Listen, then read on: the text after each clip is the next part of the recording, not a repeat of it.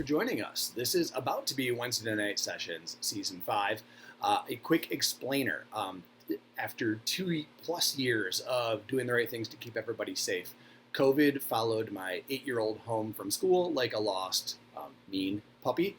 And so he and I are currently isolating. He got it first, so he's living like a king in the master bedroom while I got a second, and ironically, I'm in his bedroom. So Season 5 brought to you by humility, I guess. So I wanted to give this kind of quick background because not only will the setting look different, but we also have an air purifier blasting over here, window open over here. I can see a neighbor mowing his lawn as we speak. 8-year-old might scream for Gatorade. So not quite the normal quiet conditions I'm able to record these shows in. So I hope you can hear everything okay. You might need to turn it up to 11. Huge thank you to our guests as well. They are all amazing writers. As always, the great joy of the show is I can reach out to people whose writing I love. And they all agreed and were able to do this on quick turnaround because I didn't know I would be isolated upstairs this week, and here we are. So thank you to you for watching. Thanks to our guest for making the time to record these episodes. And again, apologies if the production values are somehow even lower than I'm usually able to pull off for Wednesday night sessions. Thanks again, and enjoy the shows.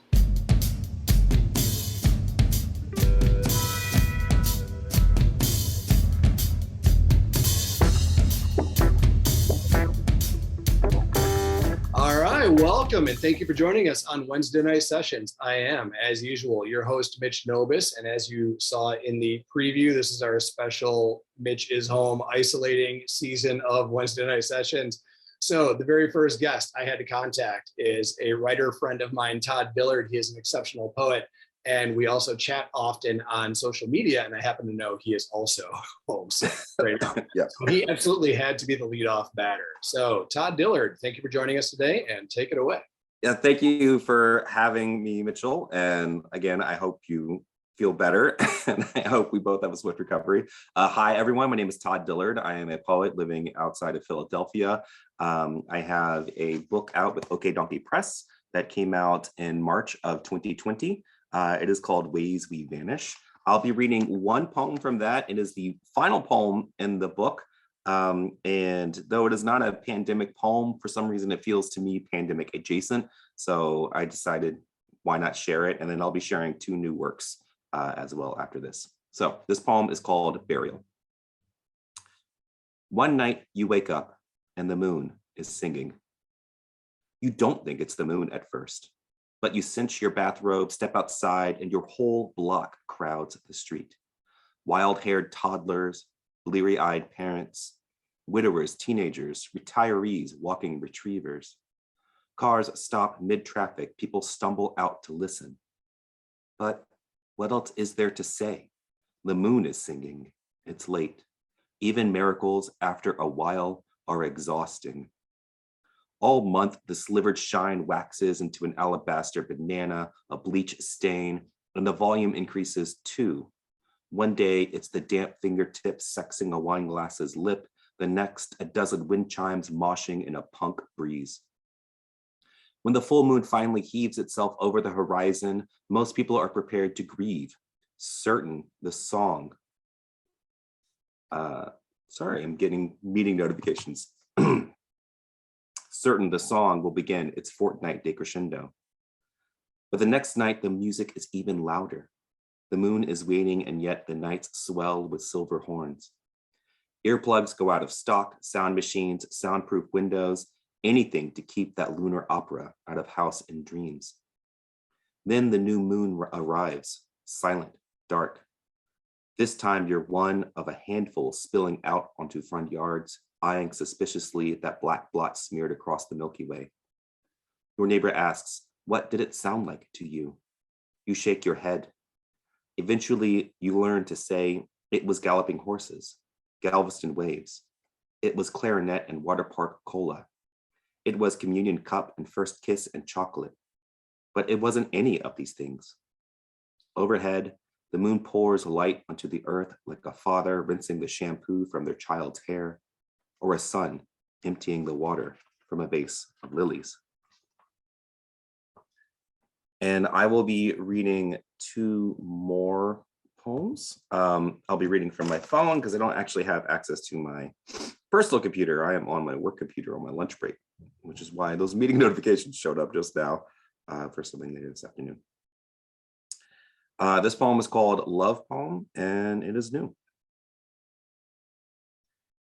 When you say childhood, you mean childhood. But when I say it, I mean my father killed things with a pistol he named Rat Shot. I mean he would prune small animals out of our yard. Feral cats, raccoons, squirrels nibbling pine cones into sidewalk caltrops. And it was hot all the time, and we were happy. We were happy, he told me. The same way he told me to clean my room or mow the lawn or scoop the drowned mice out of the pool. Did you know one of the reasons I love you is because you're not a gun? Sorry, because you don't have a gun? Sometimes when there's a movie on with lots of shooting, you turn the TV off and say, that's enough, like you'd say to a waiter peppering your salad. My dad always said, I know exactly what you're thinking. Then I moved across the country and now he describes the air beside him as if it's the only sun he still has. This nothing won't get its ass off the couch. This nothing licks its plate clean. This nothing doesn't talk back. Sometimes people say childhood when they mean legacy. And this is what I think of when you tell me we have mice and I need to get rid of them. I bait the traps, check them when I hear a crack like gunfire from another room. I double bag the dead, toss them without showing you. But after I wash my hands and sit back down on the couch, you snuggle close and I feel like I could, if I needed to, knock out God. You have dark hair and green eyes and smell like a basket full of apples. How do you do that? Exist, I mean, the way an orchard blooms. I love you and never know what you're thinking. We are, aren't we? Happy. And this is my last poem, Pandemic, How to Build a Fire. It is a part of a series of poems about the pandemic. I haven't been trying to send these out too much. So again, this is new when unpublished. Pandemic, How to Build a Fire. Every day I send my daughter to school in her little rainbow mask. And then I think about crime scenes I'm going to choreograph with her toys. Button-eyed bears clutching plastic knives, kitchen floor chalk lines shaped like unicorn heads. Every day she comes home, whips out her magnifying glass, and clue hunts all over the house, stirring the earth in potted plants, inverting coat pockets, tweezing snarls of hair from beneath the stove, only to declare it was me in the living room with a dagger made from delivery boxes, a twine garrote, a poison of paprika and garlic powder. The twist, she wants to build a fire to burn all the evidence. We go out back and tear up cardboard, stack wood. When it's time to light the match, she turns her body against the wind to protect it. Who taught her this? Thank you. Those were awesome. It's always weird when we record these that I'm all muted and off to the side. Like, I forgot to tell you beforehand. Usually before I hit record, I assure the reader, like, I'm over here doing all the usual coffee house, like, oh, and like, you know, and I always feel weird sitting here by myself, like there's somebody else in the room, and I'm going, like, oh, great line, like writer dorks, you know, we are what we are. Yeah, I've done one in-person reading in the past 2 years, and all of the rest of them have been on Zoom. And I forgot that people make noise during readings. Like here I am, I'm reading this, and I'm like, oh crap, another meeting notification, another email. Like I've got the sniffles. I miss it. I do miss the in-person stuff. At the same time, the same week that I went to my first in-person reading, my daughter got COVID. So like there's a give take. Yeah. I mean, if you want me to like froth some milk off to the side or something, we could kind of create that vibe. No, it's maybe forget what I was going to ask you. Oh, your meeting. I'm glad your meeting notifications went off, because I always try to ask one writing question. And somebody on Twitter the other day asked, I want to say it was Jason Myers from Ego asked, who isn't in some form of academia and is a writer. And I thought of folks like you and Lanny Stabile. So how does your job is not an education? How does your job impact or pleasantly not impact maybe your writing life? It's funny that you say that because my job actually is in education, but I'm not an educator. That's right. You're right. Like I'm an office worker who works at an educational institution. So in a sense, yeah, I don't work in education as an educator, but I do work, I don't know, whatever. But your question was, how does that impact my process? Is that what it was? Yeah, like just what role does your work have in your writing, or none at all? Because I feel like so many poets especially are professors, it's like they teach poetry all day long and then they go and write poetry. Yeah. It's kind of impossible for those two to not inform each other. Right. So I think part of it is, I for those who don't know, I am a writer at a hospital, which is a very weird job to have. But the hospital where I work is affiliated with an academic institution, and we basically have physicians who are also faculty at this institution. And I write sort of the cases that we present to that university that say, hey, this person is a world-renowned, immunologist, so we think you should give them a faculty appointment. So it's kind of like a paralegal job, which is to say I'm constantly writing. I'm writing all the time. And I also support many other writing initiatives at the hospital. So that is embedded in my work just because I'm always thinking about writing. So much so, like it's just always on my brain. And when I am not working and I'm, it's the evening, the kids are in bed, and so I'm freed of familial duties and whatnot, it goes back to writing and creative writing. So I would say 10, 12 hours a day, I am engaged in writing. And I think that's useful. I do think that one of the things that has happened from working with doctors and researchers and writing so much is that a lot more of my writing has become less lyrical and less abstract, just by nature of having to deal with facts and working with theses, presenting evidence, trying to, describe accurately a trajectory of, faculty going from training to recruitment and stuff.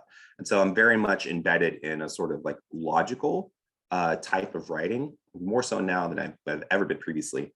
And I think that also is useful for when I write surreal things, because I think that type of logic actually lends itself best to when you're writing in really surreal, abstract scenarios and places. It's a very grounding way to write. So I think it's informed my work by giving me the logic I need to write the weirdness I want to write, if that makes sense. It does to me. Yeah, absolutely. Because parameters always kind of help you. I mean, they help you break out. The whole point of boundaries is to go outside of the boundaries, right? So, and I am in education. I am a teacher, but I'm a virtual learning teacher. So my job is 98% emails. And I totally empathize with what you're saying. It's like I'm on a screen like this all day long, and then I come home and be with my family, get them to bed, and then at 9:30 at night, I go right back here to, revise a poem or something. So it's it becomes kind of a weird Groundhog's Day kind of life, right? It does, right? It's very circular, and that has drawbacks too, because sometimes you need to escape it and you can't. Well, then a week like this, it really shines the spotlight on it. Like I'm literally just on this screen. Right. So, like my apologies to anybody who had like texted or tweeted at too much. Like it's just right here. There's nothing else right in front of me. What am I supposed to do? Yeah, I'm just like, if I'm not here, I'm 4 feet over there, lying on the bed, looking at the shapes in the ceiling and like tweeting, but just like the worst tweets possible because I'm just so bored and lonely. Yes. It's especially killing me. I mean, we're in roughly similar temperate zones, but it's the week in Michigan where like I've actually watched the leaves unfurl. Like I can't go hang out in the street. Like I'm watching all the beauty unfurl right there, and I can't do anything about it. Like I'm just in here coughing. The dogwoods here, it's just like fireworks that have been frozen. And it's just the whole block is like this. There's like these really lovely breezes. My neighbor has mowed his lawn only 4 times this week. Like it's just, it's been, and I'm missing out. So another question.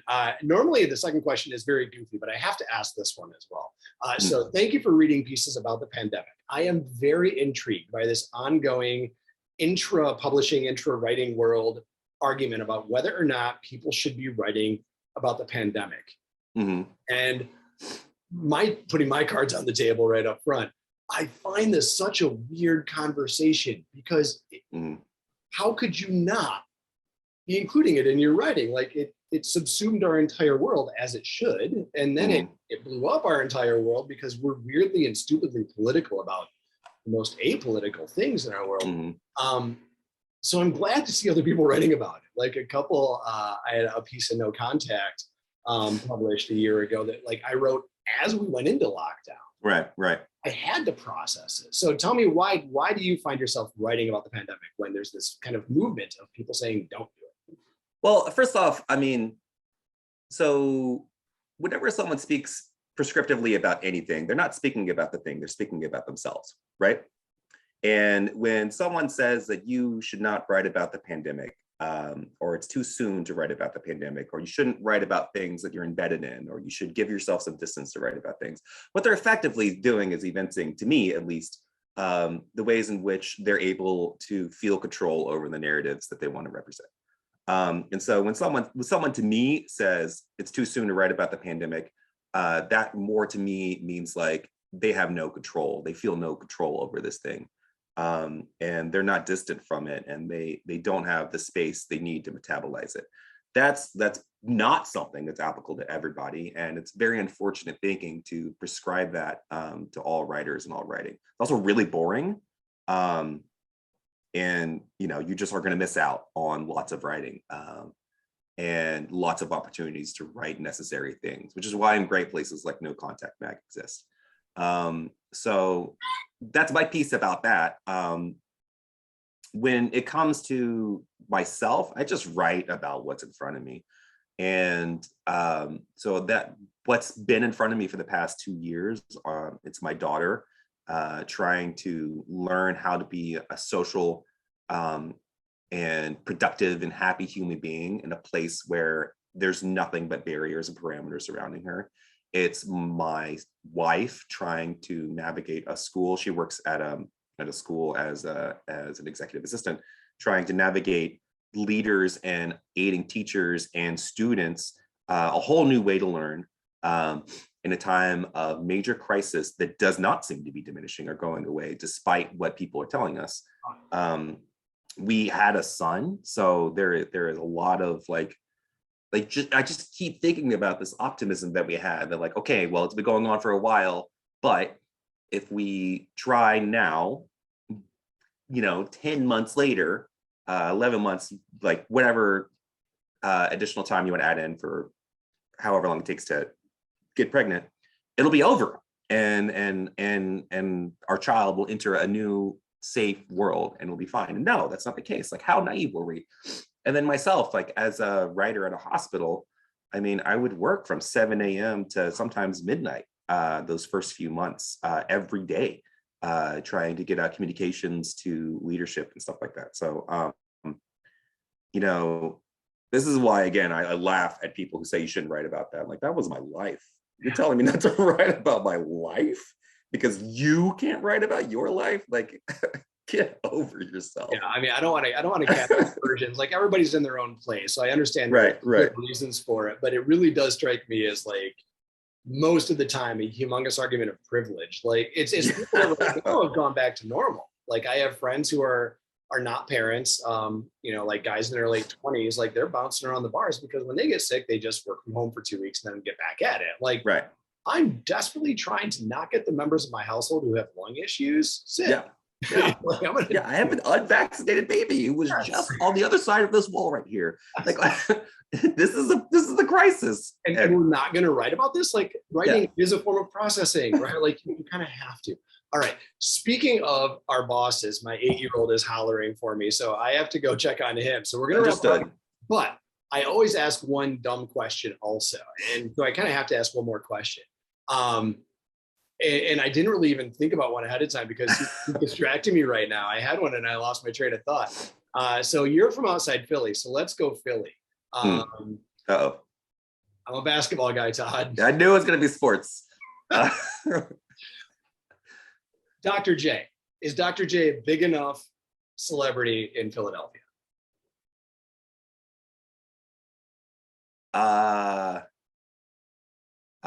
don't know who Dr. J is. Oh, sorry, I shouldn't have done that. This is what happens when I don't play. I was like, oh, he's wearing an NBA hoodie. I am. He's gonna talk about the Sixers. He is. I am old, so he is actually my first like basketball idol. I will pass on that. I thought I was being. I'll give you. How about this? I do have a basketball fact. The person we bought our house from used to play with Wilt Chamberlain in college, and he was a history teacher, and he was huge. He's a big old dude, big old. Even, I mean, obviously he was old when I met him. But he had an NBC special made about him called White Shadow, about how he, as a basketball coach, went to like inner city schools and coached kids. Do you know that show? Yeah, again, I'm old. Yeah. Yeah. He was the person that White Shadow was based on owned my house. Get out of here. And he was a character, and he was very nice. It was very funny because like their marriage, you could kind of tell based on how the house was organized that he had his space, she had her space. She was also 4'10". So it was just one of those like cartoonish couples where you have a basketball player and the wife, and she was the only one who did cleaning. So when we bought the house and had to like take out all the evidence that someone else lived here prior, everything that was above 5.5 feet had just never been dusted because she couldn't reach it.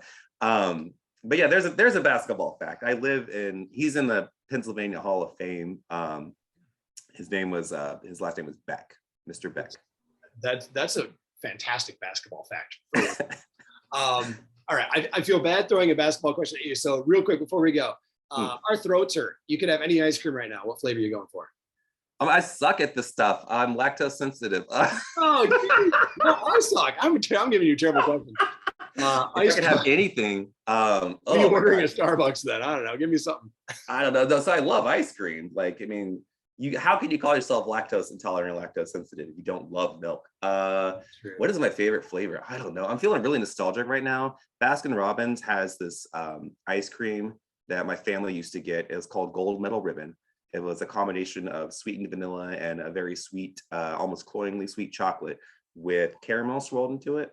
And that was what we did Friday nights. I would be wearing my dad's undershirt and we would just like, not shoes or anything. We would just go to Baskin Robbins. I would get a big old scoop of Gold Medal Ribbon. And I would love the flavor of that and the comfort and the nostalgia and the peace of mind. And that would be great. Not only does that sound good, but I think you just started the first draft of a poem. I'm going to let you go right now. Gross poetry. Ugh. All right, man. I got to go see what my understood. Thank you so much for joining us, Todd. I appreciate it. You're one of my favorite writers. Ways We Vanish. Okay, Donkey Press. Readers or viewers, go check out his book. It is fantastic. You will not. Mitchell, thank you so much for having me on, and it was great to connect with you. And I'll see you on the timeline, right? Yeah, I'll see you on the Twitters. All right. Take care. Take care, everybody.